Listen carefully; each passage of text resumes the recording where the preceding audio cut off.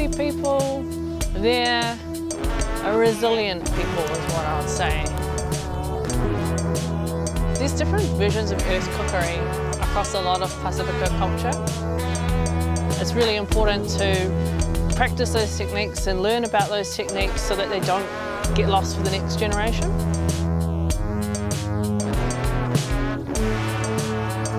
Ko Monique Fiso toko ingoa. So my name is Monique Fiso and I'm the co-owner of WRKSHRT. I kind of grew up not having that exposure to kai Māori that I wish I'd had, and that's pretty common for a lot of Māori because, you know, as colonisation happened, there was a lot of trying to stamp out our culture. When I came back to Aotearoa in 2016, I thought, I've learned so much about how to cook other people's cuisines. I have all these skills and techniques. I think the next thing for me, and also what was kind of missing sort of in my heart, was learning more about my own cuisine and learning more about kai Māori and learning more about Pasifika. And so that's when things took a turn into starting WRKSHRT. Using my skills as a chef to connect with my heritage through kai, it just made sense, you know?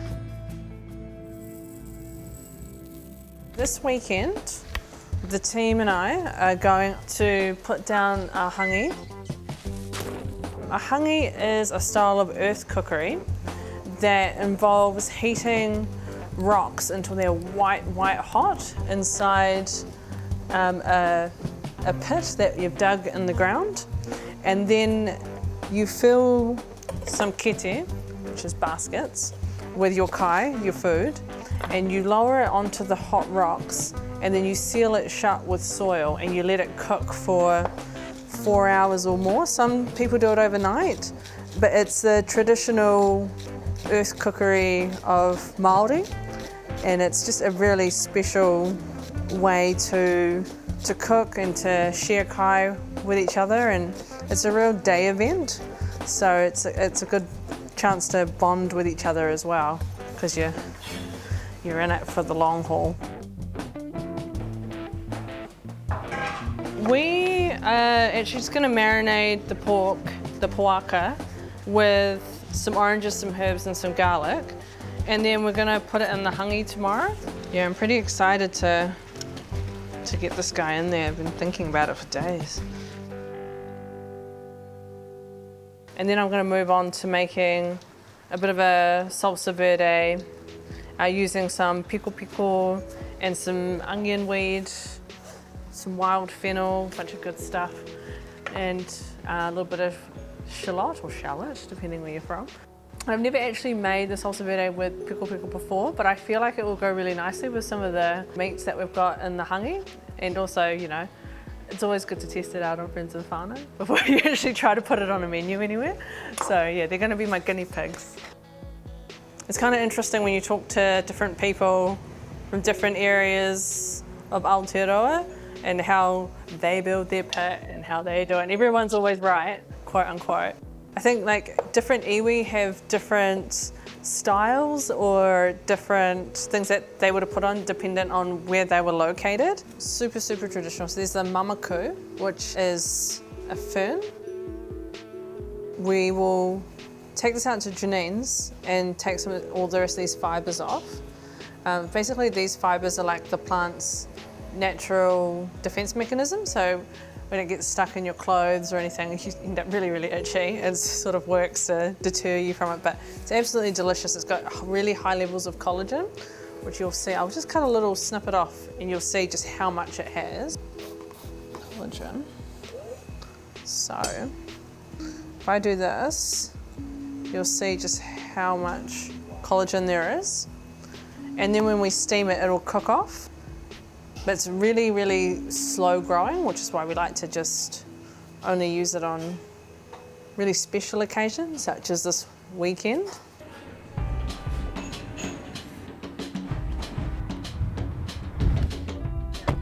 To get to the Wairarapa, you leave Whanganui-a-Taro, Wellington, and you head along the state highway, and it's all pretty mellow, and you follow the Upper Hutt River. And then you get to the bottom of what's called the remutakas, which is the Remutaka Ranges. And then we drive through the countryside for a little bit until we get to Jannine's. Kia ora, I'm Jannine Rickards and I'm winemaker and owner of Huntress Wines. I got into wine through hospitality. I've always been curious, the excitement of harvest. It's full on, you're working every day, there's like new flavours and such a attack on the palate. I got hooked, you know.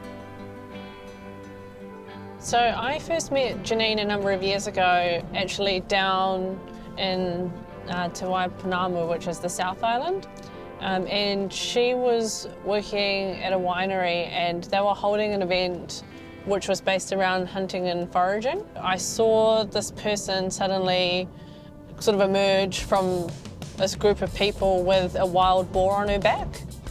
And I'm like, oh, who's that? And I asked my friend, she goes, oh, that's the winemaker. And, oh, that's the winemaker. And that was the first time I met Jannine. And so she made quite an impression on me, for sure. Here's this strong Maori woman who's making wine and doing it at such a high level and recognising almost like a similarity of what I was trying to do with kai, with food.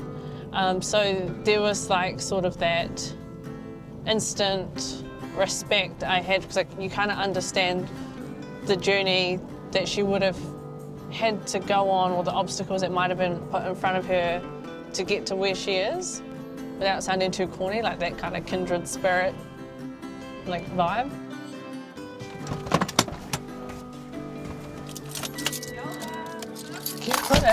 How are you? Huh? Yeah. Big day, all right?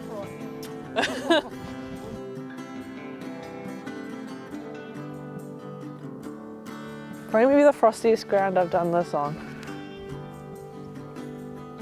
Just taken some manuka, which is a really good wood and a traditional wood for doing hāngi, and we've just layered it across, so sort of cross-hatched it to allow some oxygen to get through. And then in amongst that we've taken our volcanic rocks, and these rocks are from Taranaki, which is where my whānau is from. And we've put them in amongst the manuka. Then we just put a bit of kindling as well in there, just to really get things going. And then we're going to set it alight. And then we're going to get these rocks till they're white hot. Yeah, we'll start layering some of the hāngi herbs and everything and the kelp, and then we'll start getting the proteins in. Then the root vegetables and the pudding and the stuffing in. And then at some point we're going to clean the mamaku. We can do that towards the end, and we'll just hose that down because we'll put that on top. Then bring everything close and have it ready by 10 so we can start thinking about dropping in.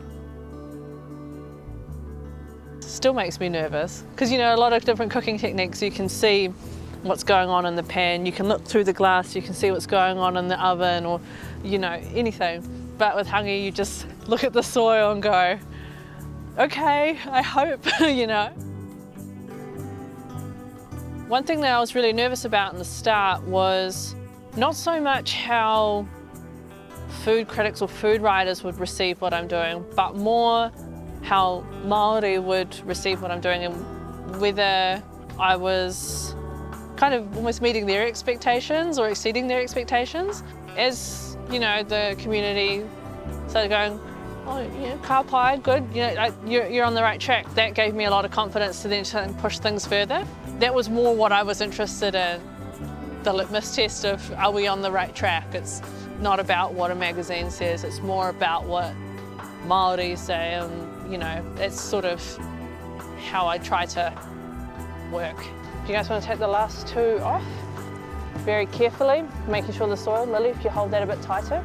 Yep, that's the one, guys. I think through the restaurant is definitely where we're able to pass on our knowledge and what we know, and whether that's to our team or to our manuhiri, our guests, the guests come away learning a little bit more about kai Māori and Māori culture.